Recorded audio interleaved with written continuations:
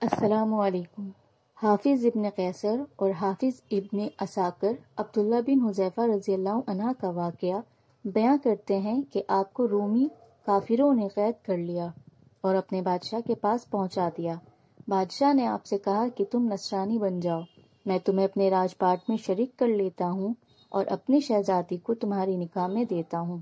عبداللہ بن حذیفہ رضی اللہ عنہ نے جواب دیا کہ یہ تو کیا، اگر تو اپنی بادشاہت مجھے دے دے اور تمام عرب کا راج بھی مجھے سونپ دے اور یہ چاہے کہ میں ایک آنکھ جھپکنے کے برابر بھی اپنے دین محمد صلی اللہ علیہ وسلم سے پھر جاؤں تو یہ بھی ناممکن ہے۔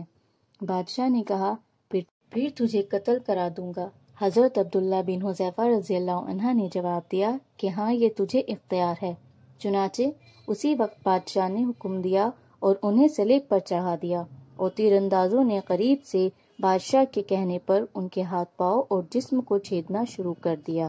بار بار کہا جاتا کہ اب بھی نصرانی قبول کر لو، اور آپ پورے صبر و استقال کے فرماتے جاتے کہ ہرگز نہیں۔ اگر بادشاہ نے حکم دیا کہ اسے سولی سے اتار لو اور پیتل کی بنی ہوئی دیگ خوب تپا کر آگ بنا کر لاؤ، چنانچہ وہ پیش ہوئی۔ بادشاہ نے ایک اور مسلمان قیدی کی بابت حکم دیا کہ اس میں اس کو ڈالو۔ اسی وقت حضرت عبداللہ بن حذیفہ رضی اللہ عنہ کی موجودگی میں آپ کے دیکھتے ہوئے اس مسلمان قیدی کو اسی میں ڈال دیا گیا۔ وہ مسکین صحابی اسی وقت چرم ہو کر رہ گیا، گوشت پوشت جل گیا اور ہڈیاں چمکنے لگے۔ پھر بادشاہ نے حضرت عبداللہ رضی اللہ بن حذیفہ عنہ سے کہا کہ دیکھو، اب بھی وقت ہے، بات مان لو اور ہمارے مذہب کو قبول کر لو، ورنہ اسی آگ کی دیگ میں اسی طرح تمہیں بھی ڈال کر جلا دیا جائے گا۔ آپ نے پھر بھی اپنے ایمان جوش سے کام لیا اور فرمایا کہ یہ ناممکن ہے، میں اللہ کے دین کو چھوڑ دوں۔ اسی وقت بادشاہ نے حکم دیا کہ انہیں چرخی پر چڑھا کر اسی میں ڈال دو۔ جب یہ اس آگ کی دیگ میں ڈالے جانے کے لیے چرخی پر اٹھائے گئے تو بادشاہ نے دیکھا کہ ان کی آنکھوں میں سے آنسو نکل رہے ہیں۔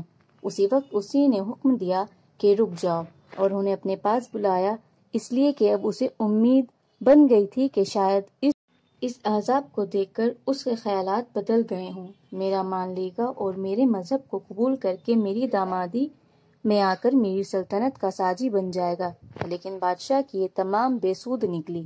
حضرت عبداللہ رضی اللہ عنہ نے فرمایا کہ میں صرف اس وجہ سے رویا تھا، آج ایک ہی جان ہے جسے اللہ کی راہ میں عذاب کے ساتھ قربان کر رہا ہوں۔ کاش میرے روئے روئے میں ایک ایک جان ہوتی تو آج سب میں سب جانب اللہ کی راہ میں ایک ایک کر کے فرات کر دیتا۔ بعض روایات ہے کہ آپ کو قید خانے میں رکھا اور کھانا پینا بند کر دیا گیا۔ کئی دن کے بعد شراب اور خنزیر کا گوشت بھیجا، لیکن آپ نے اس بھوک پر بھی اس طرف توجہ تک نہ فرمائی۔ بادشاہ نے آپ کو بلا بھیجا اور اس نے کھانے کے سبب دریافت کیا تو آپ نے جواب دیا کہ اس حالت میں میرے لیے جائز تو ہو گیا ہے، لیکن میں تجھ جیسے دشمن کو اپنے بارے میں خوشی ہونے کا موقع بھی نہیں دینا چاہتا۔